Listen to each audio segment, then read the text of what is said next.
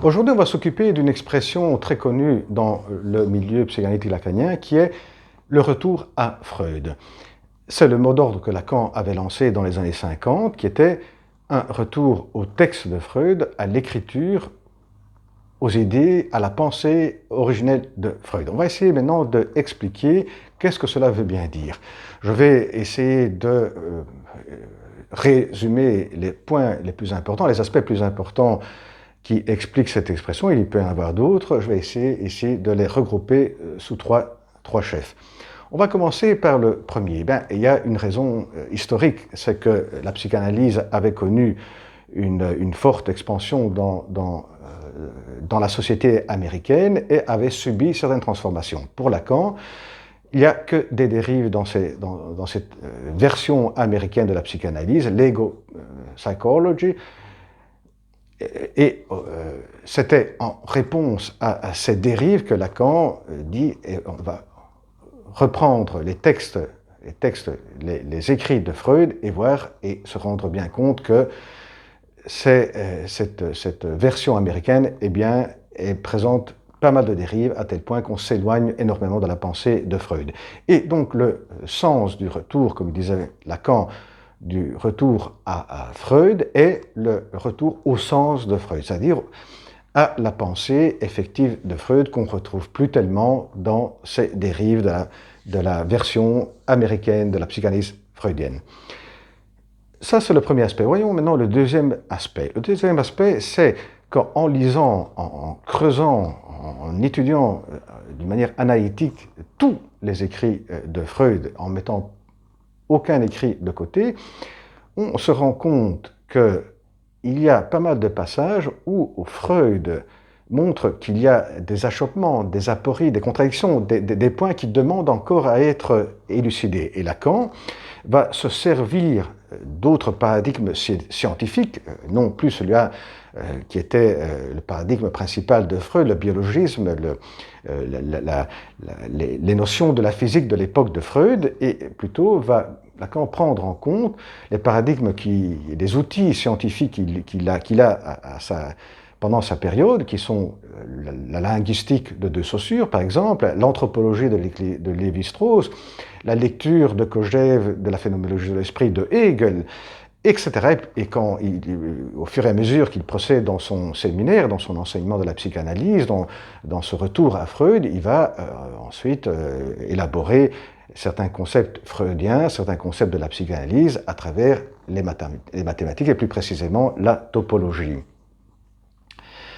Il y a finalement, pour finir, un troisième aspect un peu plus compliqué peut-être à saisir, qui est que la grande découverte de Freud, donc derrière cette lecture des textes, des écrits de Freud, de la pensée de Freud, on découvre l'objet essentiel de la psychanalyse, qui est l'inconscient. Et alors, on va traiter les écrits de Freud comme on va traiter un récit pendant une séance analytique. C'est-à-dire qu'il y a l'énoncé, il y a des énoncés qui sont prononcés par l'analysant, mais il y a ensuite l'énonciation, le point d'énonciation. C'est-à-dire qu'à travers les énoncés, on va découvrir le point d'énonciation. C'est à peu près la même attitude qu'il faut avoir envers les écrits de Freud. C'est-à-dire qu'il y a des énoncés, et dans ces énoncés, il y a des non-dits, par exemple, et là, on va déceler, le point d'énonciation. On va découvrir aussi d'autres aspects. Et cette attitude donc psychanalytique, si on veut, qui est empruntée au fonctionnement de l'inconscient. L'inconscient fonctionne en moment d'ouverture, puis de fermeture, d'ouverture. Et quand il y a l'ouverture, on a une création de sens, ou bien de découverte, de nouveaux éléments qui apparaissent, qui enrichissent la pensée, qui enrichit le moi. Et à cela, à cet aspect de découverte, il faut ajouter ce moment où chacun, avec sa propre expérience, sa propre analyse, sa propre expérience de psychanalyste, va pouvoir aussi donner du sien dans cette interprétation. Ce que veut dire, en dernière analyse, qu'il y a un continu enrichissement de la part des psychanalystes. C'est pour ça que Lacan, à un moment donné, il avait dit aussi, aux psychanalystes, eh bien, à chacun de réinventer la psychanalyse. Et effectivement, c'est demander beaucoup. Mais là, on comprend cette démarche théorique qui est en même temps une théorisation qui est empruntée à une optique psychanalytique. Et là, finalement, on peut se poser la question, qu'est-ce que ça veut dire être lacanien?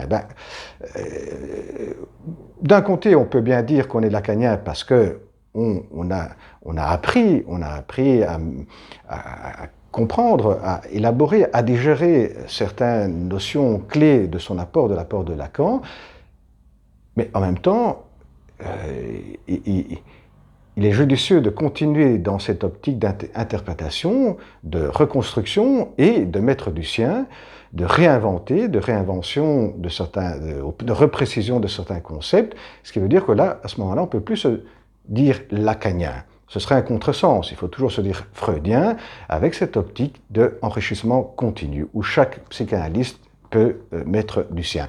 Alors, si on devait représenter cela avec une figure topologique ou bien avec une figure, on ne pourrait pas représenter ça avec un cercle, comme on pourrait le faire comme fait Lacan avec le double 8 intérieur, ou bien avec une spirale. Et si on devait prendre en compte, par exemple, quelques philosophes, on pourrait prendre en compte la phénoménologie de l'esprit et s'imaginer de réécrire cette phénoménologie sous l'angle de la psychanalyse, la phénoménologie de l'histoire de la psychanalyse, et là on pourrait comprendre qu'il y a, à différence de la phénoménologie de l'esprit de Hegel, il n'y a aucune fin. Il n'y a pas une fin où on retrouve la dernière figure qui est la figure du savoir absolu, car il n'y a aucun savoir absolu, il y a toujours un chapitre à réécrire, à chacun de nous de réécrire ce chapitre.